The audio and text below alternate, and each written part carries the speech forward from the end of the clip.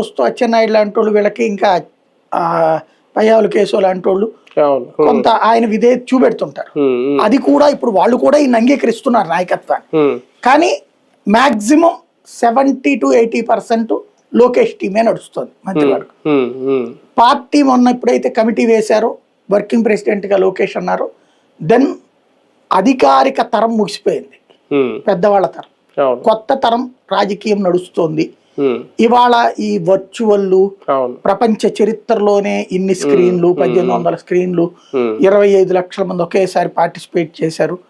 ఇవన్నీ కూడా ఆ చెప్పే క్రమంలో ప్రజల్ని మోటివేట్ చేయడం, ఈవెన్ భాగస్వామ్య పక్షాలకు ఆల్రెడీ ఇచ్చేశారు సంకేతం కొత్త తరం అన్నది. దానికి తగిన విధంగా అంటే ఇంతవరకు బయట పబ్లిక్ అందరికి అర్థమైపోయింది లోకేష్ శకం ఆరంభం అన్నది, దాన్ని ఇక్కడ చూపించారు. ఈ మహానాడు మీద కంప్లీట్ లోకేష్ మార్కే కనిపించింది. అంటే ఇవన్నీ టెక్నికల్ గా కానీ, లేదంటే తీర్మానాల విషయంలో కానీ, మహిళలకు ఇచ్చిన ప్రాధాన్యత విషయంలో కానీ లోకేష్ మార్కే కనిపించిందా? ఖచ్చితంగా. ఎందుకంటే సాధారణంగా సంచలనాత్మక ప్రకటనలు ఇదివరకు చంద్రబాబు చేసేవాడు. ఇప్పుడు సంచలనాత్మక ప్రకటన చంద్రబాబు జీవితంలో చేయంది లోకేష్ చేశాడు.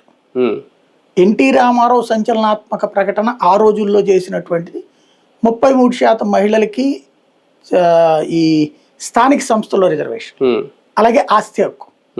అవి రెండు ఎన్టీ రామారావు గారికి సంబంధించి